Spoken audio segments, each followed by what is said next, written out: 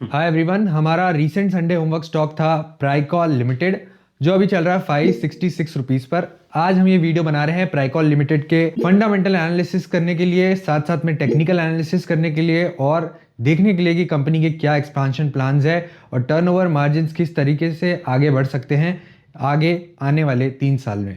अब देखते हैं कंपनी करती क्या है। देखिए, कंपनी बिजनेस में है manufacturing and selling of instrument cluster and other allied automobile component to OEM and replacement market. 1974 में ये इनकॉर्पोरेट हुई थी और हेडक्वार्टर है कोयम्बटूर में। अब यहाँ पे कुछ की पॉइंट्स यहाँ पे देखते हैं कि क्लस्टर मैन्युफैक्चरर होता कौन है।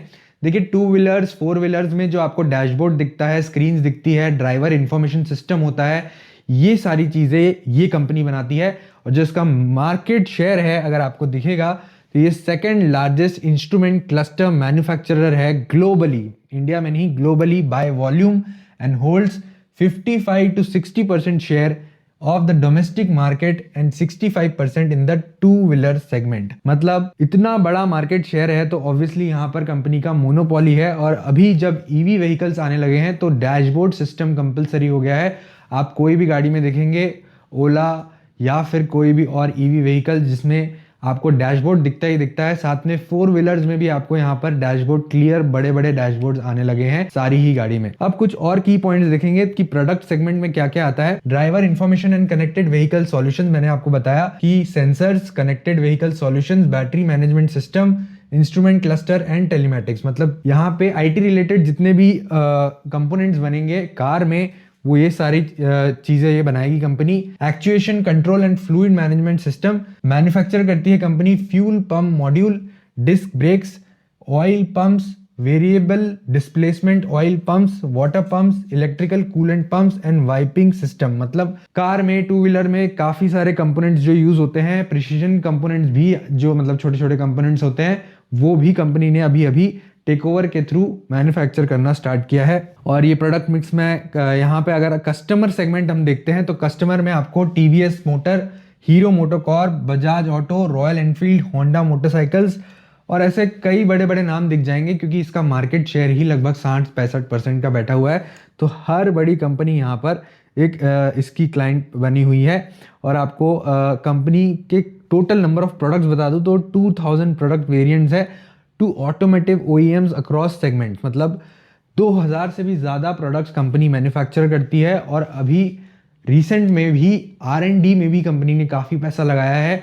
और अगर एम्प्लॉय कॉस्ट कंपनी की देखेंगे तो एम्प्लॉय कॉस्ट में R&D कॉस्ट भी बहुत बढ़ा हुआ है, क्योंकि यहाँ पर हायर की है कंपनी ने रिसर्च एंड डेवलपमेंट के लिए एम्प्लॉयज़, जिसके लिए बड़ा कॉस्ट कंपनी यहाँ पे इनकर कर रही है और साथ साथ में एक्सपेंशन कर रही है।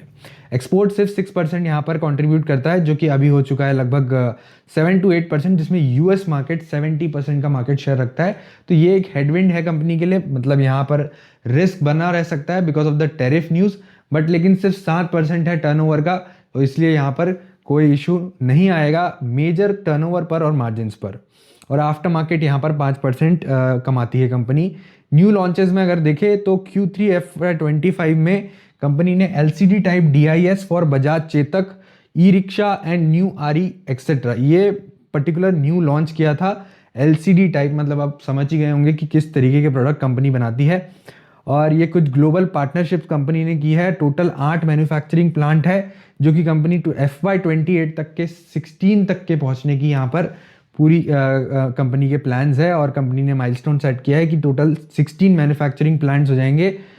8 manufacturing plant including 1 manufacturing in Indonesia and 3 international offices across Dubai, Tokyo and Singapore. Expansion में ये पिछले साल का एक्सपांशन लिखा हुआ है, FY23 से 25 तक के का 600 करोड़ का एक्सपांशन है। लेकिन कंपनी क्लियरली यहाँ पर एक्सपांड करते जा रही है, जो कि हम यहाँ पर नोट्स में पढ़ेंगे कि कहाँ कहाँ कंपनी का कितना कितना एक्सपांशन अभी पेंडिंग है। और मैंने आपको बताया कि R&D में कंपनी यहाँ पर बड़ा इन्वेस्टमेंट कर रही है। और कंपनी ने फाइल किए हैं 20 patents for 15 inventions in India and abroad and 17 patents already granted and the rest under review. It spent 4.5% of its revenue on R&D activities annually. मतलब रेवेन्यू का 4.5% बहुत बड़ा अमाउंट होता है और इस पे R&D में लगता है। और R&D में नए नए प्रोडक्ट्स बनाते रहती है कंपनी, और जिसकी वजह से नए प्रोडक्ट्स लाने की वजह से EBITDA मार्जिन में इंप्रूवमेंट आपको कभी भी दिख सकता है, क्योंकि अगर कोई ऐसा प्रोडक्ट आ गया जो बहुत ही डिमांड में आ गया, जिसकी वजह से कंपनी के EBITDA मार्जिन्स इंप्रूव हो सकते हैं। वैसे अभी यहाँ पर गाइडेंस में कंपनी ऐसा कुछ क्लेम नहीं करती है कि हमारे EBITDA मार्जिन्स इंप्रूव होंगे because of the new products. यहाँ पर कुछ रेशियोज देख लेते हैं, नंबर्स देख लेते हैं, फिर जाएंगे हमारे राइटअप पे जो मैंने आपके लिए प्रिपेयर किया है कि कंपनी आगे 3 साल में किस तरीके से काम करेगी। ये एक स्मॉल कैप कंपनी है, स्टॉक P36 का है, इंडस्ट्री P32 का है, मतलब P की वजह से यहाँ पर फेयरली वैल्यूड दिखता है। ROC 15% के ऊपर है, ROE भी 15% के ऊपर है। ये दोनों पॉइंट हमारे क्राइटेरिया के हिसाब से बैठते हैं। प्रॉफिट ग्रोथ 15%, अच्छी खासी प्रॉफिट ग्रोथ है, और PEG रेशियो 0.78, मतलब कंपनी अंडर वैल्यूड है क्योंकि ये लेस देन 2 है। आपको प्रमोटर होल्डिंग 38.5% दिखती है, लेकिन FII और DII भी अच्छा स्टेक इस कंपनी में होल्ड करते हैं, इसलिए यहाँ पर इस पॉइंट को हम इग्नोर करेंगे कि 50% से ऊपर प्रमोटर होल्डिंग होनी चाहिए। अब यहाँ पे क्वार्टरली रिजल्ट्स देख लेते हैं। सितंबर 25 के जो रिजल्ट्स थे, बम्पर रिजल्ट्स, यहाँ पर रेवेन्यू ऑल टाइम हाई आए हैं, लगभग 30% का रेवेन्यू में 35% का जंप, मार्जिन्स इंटैक्ट रहे हैं 12% पर। सेल्स बढ़ने की वजह से यहाँ पर मार्जिन्स पे यहाँ पर प्रेशर नहीं आया है, और अगर आप देखेंगे तो इंटरेस्ट भी लगभग 7 करोड़ का ही है, मतलब ऑलमोस्ट डेट फ्री कंपनी है। और टैक्स स्ट्रक्चर कंपनी का यहाँ पर स्टेबल है, 24-25% का टैक्स आता है कंपनी पर, और 45 करोड़ से यहाँ पर 64 करोड़ का all time high PAT mark किया है कंपनी ने, और क्वार्टरली रिजल्ट्स काफ़ी अच्छे दिखते हैं, और उसी वजह से आपको यहाँ पर ईयरली टर्नओवर में भी ग्रोथ दिख रही है, और वो स्टेबल ग्रोथ दिख रही है। यहाँ पर ऐसा नहीं दिख रहा है कि कोई ईयर में जंप हो गया, कोई ईयर में ड्रॉप हो गया, प्रॉपर स्टेबल ग्रोथ। और यहाँ पे इस साल कंपनी का गाइडेंस है कि 3600 करोड़ की सेल्स कंपनी करेगी, with a clear stable margin of 11.5 to 13% के मार्जिन के बीच में कंपनी का मार्जिन होगा, और जिसकी वजह से इसके पैट पहुंच जाएंगे 190 CR, मतलब ऑलमोस्ट यहाँ पर हर साल आपको ग्रोथ प्रॉपर दिख रही है आफ्टर FY21, जो कि कोविड ईयर के बाद वाला साल था। यहाँ तक के कंपनी ठीक दिख रही है, कंपनी के रिजर्व्स भी काफ़ी स्ट्रांग है, डेट फ्री कंपनी है, और कैश फ्लो में भी कोई इशू नहीं है। इन्वेस्टिंग कैश फ्लो से भी प्रॉपर यहाँ पर अच्छा खासा नेगेटिव नंबर दिख रहा है, जो सजेस्ट करता है कि कंपनी एक्सपांड प्रॉपरली कर रही है, और कैश फ्लो भी कंपनी का ऑपरेटिंग प्रॉफिट से, यहाँ ऑपरेटिंग एक्टिविटी से पॉजिटिव है, मतलब एक कैश रिच कंपनी है, और एक्सपांशन के लिए अवेलेबल रहता है कंपनी के पास कैश। क्लियरली यहाँ पर वर्किंग कैपिटल डेज में भी यहाँ पर कोई दिक्कत नहीं है। साथ साथ में अगर हम promoter holding, FII, DII holding देखेंगे तो यहाँ पर तीनों ही इंटैक्ट है, और ऐसा कुछ इशू ये पर्टिकुलर पॉइंट में भी नहीं दिखता है। डायरेक्टली आ जाएंगे इसके नोट पे जो मैंने आपके लिए बनाया है, प्राइकॉल लिमिटेड का जो नोट, ये आपके सामने दिख रहा होगा आपको।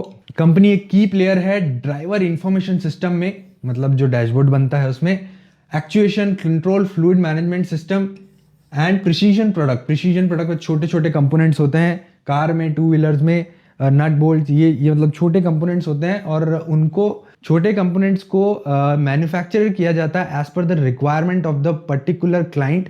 और उसी तरीके से हम आगे बात करेंगे कि ये पर्टिकुलर सेगमेंट में बढ़ने के लिए कंपनी ने क्या एक्विजिशंस किए हैं, और एक्विजिशंस देख के हम समझेंगे कि आगे इसके रेवेन्यू इस पर्टिकुलर प्रोडक्ट से कितना बढ़ सकते हैं। डायरेक्टली आ जाएंगे FY26 में क्या गाइडेंस दिया है मैनेजमेंट ने, 13 से 15% की रेवेन्यू ग्रोथ, जिससे पहुंच जाएगा टर्नओवर इनका 3600 करोड़ तक के, और with potential upside to 4000 crore of exports भी कंपनी के यहाँ पर बढ़ेंगे, मतलब लगभग जो अभी 7% था वो 10% तक के एक्सपोर्ट पहुंच जाएगा। और जो कंपनी को हेडविंड्स आ रहे थे US से, वो मुझे लगता है कि अभी यहाँ पर जो ट्रेड डील होगी इंडिया और US की, उससे कुछ ना कुछ फ़र्क ज़रूर पड़ना चाहिए। EBITDA मार्जिन्स यहाँ स्टेबल रहेंगे 12.5 से 13% के बीच में।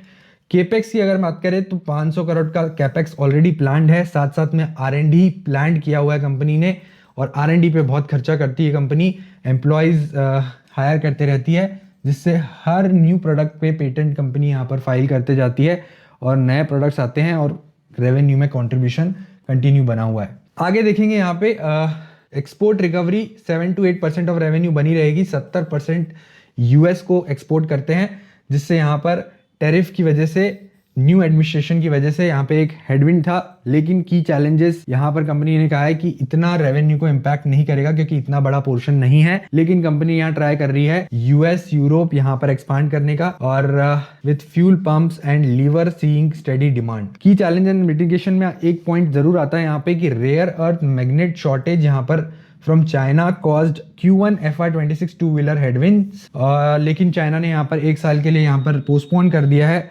रेयर अर्थ मैग्नेट का जो रिस्ट्रिक्शन लगाया था। सो इससे भी यहाँ पर कंपनी को इशू नहीं आएगा। अगले 3 साल की रेवेन्यू प्रोजेक्ट ट्रैजेक्टरी लिखी हुई है और सिमिलर ट्रैजेक्टरी है, डिस्कशन नहीं करेंगे। स्ट्रैटेजिक फोकस कहाँ बना हुआ है, प्रीमियमाइजेशन एंड न्यू वर्टिकल्स पे कंपनी का फोकस बना हुआ है। हैवी R&D यहाँ पर कंपनी कर रहा है। 4.5% of revenue for E cockpit, smart digital dashboard, battery management system and head up display to boost content per vehicle from current DIS and ACFMS जो हमने ऊपर डिस्कस किया। और कंपनी का जो रेवेन्यू है this will start yielding revenue from 8 to 12 quarters from here, मतलब FY28 से कंपनी को रेवेन्यू आना चालू हो जाएगा। और जो अभी DIS सिस्टम है और ये जो दूसरा सिस्टम है कंपनी का ACFMS, ये फेड होगा और LCD hybrid TFT to dominate करेंगे FY28 से 5% to 10%। जोग्राफिक एक्सपांशन में मैंने आपको कहा था कि कंपनी यहाँ पर टोटल 16 कंट्रीज में 14 प्लांट्स खोलेगी, जो कि अभी 8 प्लांट्स है और 100% रिन्यूएबल एनर्जी पर यहाँ पर डिपेंडेंट रहेगी और खुद का एनर्जी प्रोड्यूस करेगी, जो कि हर अभी बड़ी कंपनी करते आ रही है। माइलस्टोन सेट बाय मैनेजमेंट क्या क्या है एक बार देख लेते हैं। High single digit EBITDA for P3L, मतलब प्रिसीजन प्रोडक्ट का जो कंपनी का एक्विजिशन था उसकी वजह से। कंप्लीट पुणे मैनेसर प्लांट, पुणे का जो प्लांट है वो कंप्लीट करेंगे। Mass production of disc brake Q4 FY26, domino handle bar components, revenue from mid 26, 12 to 16 month post July 25 agreement और ABS रेगुलेशन यहाँ पर to drive disc brake growth, targeting 300+ TAM initially. FY27 में double digit EBITDA यहाँ पर company mark करने का सोच रही है फॉर प्रिसीजन प्रोडक्ट वाला जो पार्ट है जो कंपनी ने एक्वायर किया है। और FY28 तक के न्यू प्रोडक्ट्स कंपनी के आ जाएंगे। E cockpit BMS at a steady state revenue और PL3 एट 1500 करोड़ का रेवेन्यू और overall content per vehicle up 20 to 30% via premium DIS and TFT cluster. मतलब नए प्रोडक्ट्स FY28 तक के आ जाएंगे। मतलब आप सोच सकते हैं कि कंपनी एक लॉन्ग टर्म के लिए भी अच्छा एक ऑप्शन बन सकती है। न्यू इनिशिएटिव एंड एक्सपांशन कहाँ कहाँ कर रही है ये मैंने आपको बताया। प्राइकॉल प्रिसीजन प्रोडक्ट P3L एक्विजिशन किया जनवरी 2025 में and Sundaram autos injection moulding plastic division for 195 crore, run rate at 750 crore, 7% EBITDA, मतलब ये टोटल रन रेट है इसका yearly. Adds capability in dashboard, radiators, garnishers and fuel tank. अगर आप देखेंगे तो ये पर्टिकुलर चीज़ आपको ये एक्विजिशन ध्यान में रखना है कि ये इंपॉर्टेंट एक्विजिशन है जो 1500 करोड़ तक के रेवेन्यू यहाँ पर जनरेट कर सकता है FY28 तक के। टेक्नोलॉजी पार्टनरशिप लिखी हुई है। डोमिनो SRL एग्रीमेंट जुलाई 2025 में हुआ था। ये एक 5 ईयर एग्रीमेंट हुआ है for 2 wheeler handle bar controls, handle bar throttle switches and levers in India and south east Asia. की projects in expansion underway, disc brake system का एक एक्सपांशन कर रही है company. Fuel pump modules and electrical pumps, e cockpit and BMS हमने ऊपर discuss किया। New project launches करेगी यहाँ पर FY28 तक के और प्लांट एक्सपांशन करने जा रही है जो कि हो जाएंगे 14 from 8 प्लांट्स। अभी भी कंपनी के लगभग 80% यहाँ पर प्लांट बढ़ सकते हैं। तो ये था प्राइकॉल लिमिटेड के बारे में एवरी डिटेल और हर डिटेल हमने तो ये था प्राइकॉल लिमिटेड के बारे में हर डिटेल और हर फंडामेंटल इशू को हमने यहाँ पर पकड़ा और समझा कि कंपनी कहाँ कहाँ यहाँ पर एक्सपांड कर सकती है, कहाँ कहाँ बढ़ सकती है। और अगर हम चार्ट इसके देखेंगे, अब टेक्निकली इसको देखने जाएंगे तो आपको दिखेगा यहाँ पर एक क्लियर ब्यूटीफुल मंथली ब्रेकआउट यहाँ पे 600 पर। अगर यहाँ पर मैं लाइन मार्क करता हूँ तो ये 600 पर हमें ब्रेकआउट दिख रहा है और ब्रेकआउट के साथ साथ क्लोज CPR दिख रहा है। क्लोज CPR के साथ साथ यहाँ वॉल्यूम कंफर्मेशन दिख रहा है वॉल्यूम कंफर्मेशन के साथ यहाँ पे RSI न्यूट्रल है, साथ साथ में हमारा जो सुपर ट्रेंड है वो अभी बुलिश है। तो यहाँ पर सजेस्ट हो रहा है कि इसे हम बाय ज़रूर कर सकते हैं। और मंथली चार्ट एक बार लगा के देखेंगे तो मंथली चार्ट में भी यहाँ पर क्लियर एक ब्रेकआउट हमें देखने को मिल रहा है प्राइकॉल लिमिटेड में एट 600, और 600 से यहाँ पर क्लियरली 750 तक के टारगेट्स हमें यहाँ पे विजिबल दिख रहे हैं। और स्टॉप लॉस मैंने आपको पहले ही बता चुका हूँ, वापस से एक बार डिस्कस कर लेंगे। डेली चार्ट में स्टॉप लॉस हम रखेंगे 480 पर, जो कि हमारा 200 EMA है, और इस तरीके से यहाँ पर काम कर सकते हैं प्राइकॉल लिमिटेड में। Thank you so much. अगर आपको ये वीडियो पसंद आया हो तो लाइक और सब्सक्राइब कर दीजिए मेरे चैनल को, और देखते रहिए स्टॉक्स विद रोहित।